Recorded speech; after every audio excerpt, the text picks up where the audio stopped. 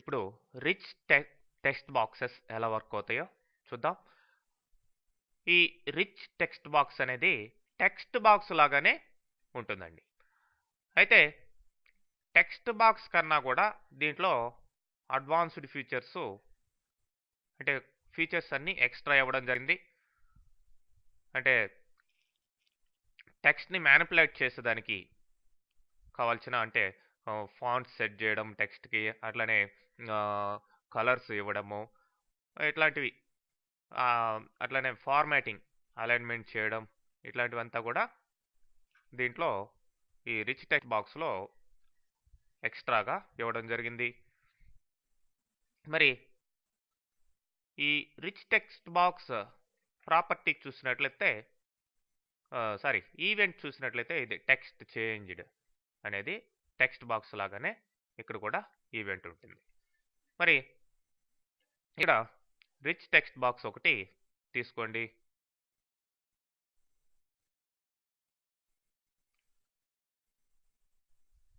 ఇక్కడ ఉంది.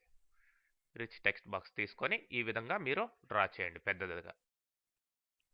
ఎందుకు ఇది మల్టీ లైన్ ఎడిటర్. మామూలు text box by default single line, ఇక్కడ బై డిఫాల్ట్ ఇది మల్టీ లైన్ ఎడిటర్ లాగా వస్తుందన్నమాట. మరి ఇప్పుడు దీంట్లో మనం ఒక 4 బటన్స్ డ్రా చేసి వాటి యొక్క టెక్స్ట్లు ఈ విధంగా మార్చడం జరిగింది. మరి చూడండి, ఒకసారి రన్ చేసి చూద్దాం ఎలా వర్క్ అవుతుందో.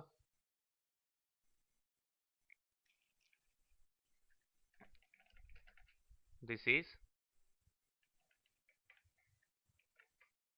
టెక్స్ట్ బాక్స్ అని ఇచ్చామనుకోండి. లేదంటే మన కోడ్ ప్రకారం చూసినట్లయితే ఇక్కడ ఆర్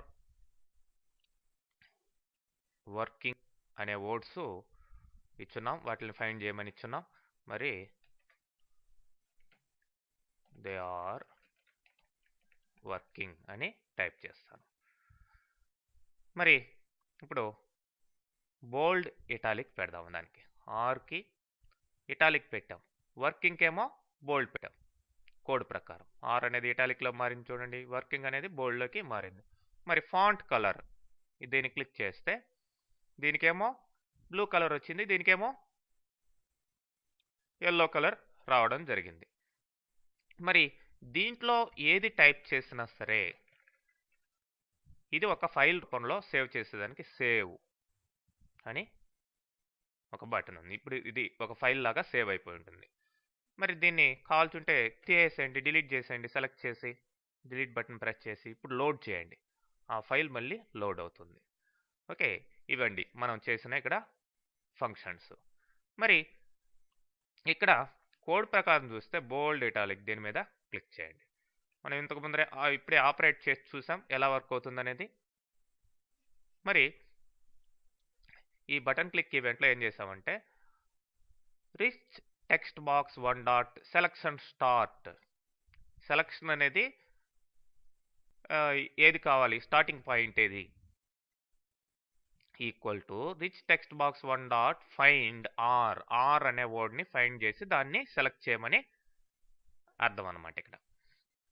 మరి ఇప్పుడు dim I font as new font క్లాస్కి ఇక్కడ ఐ ఫాంట్ అనే ఒక ఆబ్జెక్ట్ని తీసుకోవడం జరిగింది. మరి దీంట్లో rich text box 1 dot font దానికి ఏమిచ్చాం, font style dot italic. Okay, అంటే ఏ టెక్స్ట్కి దేంట్లో ఉన్న టెక్స్ట్కి ఇటాలిక్ పెట్టాలంటే రిచ్ టెక్స్ట్ బాక్స్లో ఉన్న టెక్స్ట్కి అని, కాబట్టి rich text box 1 dot font అని ఇక్కడ ఇవ్వడం జరిగింది. సో ఇప్పుడు rich text box 1 dot selection font equal to I font. ఇక్కడ ఐ ఫాంట్ ఏదైతే క్రియేట్ చేసామో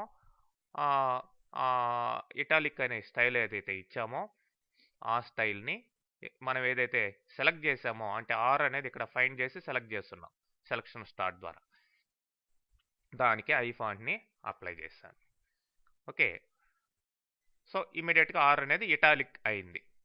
తర్వాత వర్కింగ్ అనే దాన్ని ఫైండ్ చేయమన్నాం సెలక్షన్ స్టార్ట్ ద్వారా నుంచి.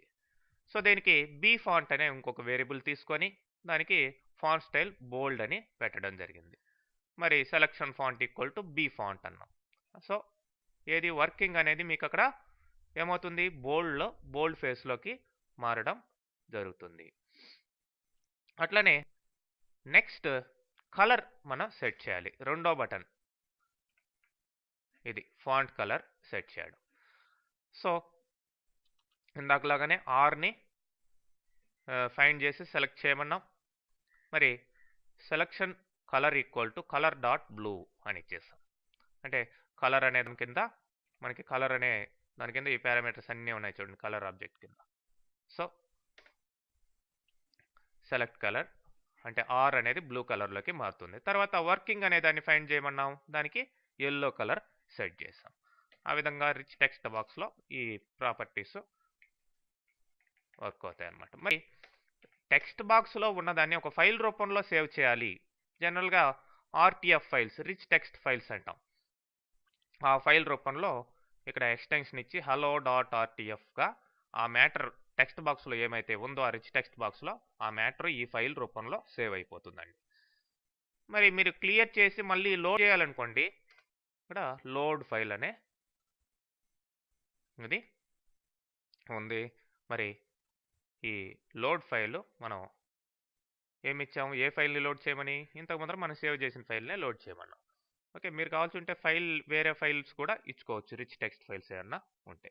ఈ విధంగా rich text box ordinary text box కంటే ఎక్కువ ఫీచర్స్ని పెట్టుకొని వర్క్ అవుతుందండి. నెక్స్ట్ మనం లేబుల్, లింక్ లేబుల్ ఇది చూసినట్లయితే లేబుల్, లింక్ లేబుల్. మామూలు లేబుల్ మీకు తెలిసిందే, లేబుల్ ఎలా ఇవ్వడం అనేది ఇంత ముందర ప్రతి దాంట్లో కూడా చూస్తున్నారు. మరి లింక్ లేబుల్ ఎలా ఉంటుందంటే హైపర్ లింక్ ఇచ్చేదానికి, ఒక వెబ్సైట్కి కావచ్చు ఇట్లాంటి వాటికి హైపర్ లింక్ ఇచ్చేదానికి లింక్ లేబుల్ అనేది వర్క్ అవుతుందండి. మరి ఆర్డినరీ లేబుల్ మీకు ఇటు లేబుల్ కంట్రోల్ ద్వారా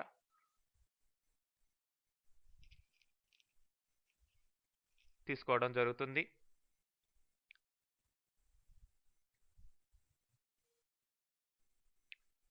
చూడండి లేబుల్, అదే లింక్ లేబుల్ ఈ విధంగా వస్తుంది. దాని మీద కూడా టెక్స్ట్ మార్చుకుంటే, నేను ఇక్కడ click here to open Edusoft website అని ఇచ్చాను. అంటే రన్ టైంలో క్లిక్ చేస్తే దానికి వస్తుందన్నమాట.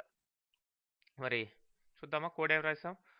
System dot diagnostics dot process dot start www.myedusoft.net అని ఇచ్చాం. సో రన్ చేసి చూడండి. ఓకే, ఇక్కడ క్లిక్ చేయగానే మీకు ఆ యొక్క వెబ్సైట్ ఓపెనింగ్కి వెళ్ళిపోతుంది. చూడండి ఇంటర్నెట్ ఎక్స్ప్లోరర్ ఓపెన్ అయింది. మీ యొక్క కనెక్షన్ అడుగుతుంది, నేను క్లోజ్ చేసేస్తున్నాను. ఇంటర్నెట్ కనెక్షన్ అడుగుతుంది ఉంటే డైరెక్ట్గా వెబ్సైట్ ఓపెన్ కావడం జరుగుతుందండి.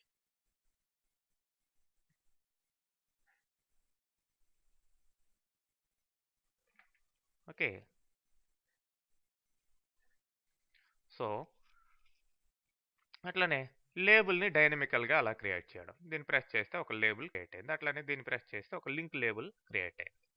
సో వాటి కోడ్ చూసినట్లయితే చూడండి, లేబుల్ని క్రియేట్ చేసేదానికి ఆ బటన్ మీద ఏం కోడ్ రాసామంటే, మనం previous text box, command buttons create చేసినట్టు ఇక్కడ కూడా లేబుల్ అనే క్లాస్కి LBLX అనే ఒక ఆబ్జెక్ట్ని తీసుకున్నాం. దాని టెక్స్ట్ లేబుల్ అని ఇచ్చాను. అట్లానే లొకేషన్ ఇచ్చాం, సైజ్ ఇచ్చాం, దాన్ని ప్రస్తుతం ఉన్న ఫామ్కి యాడ్ చేసాం. అట్లానే లింక్ లేబుల్ కూడాను. ఓకే, టెక్స్ట్ ఇచ్చాం, పొజిషను అంటే location, size, adding. Okay, that's all.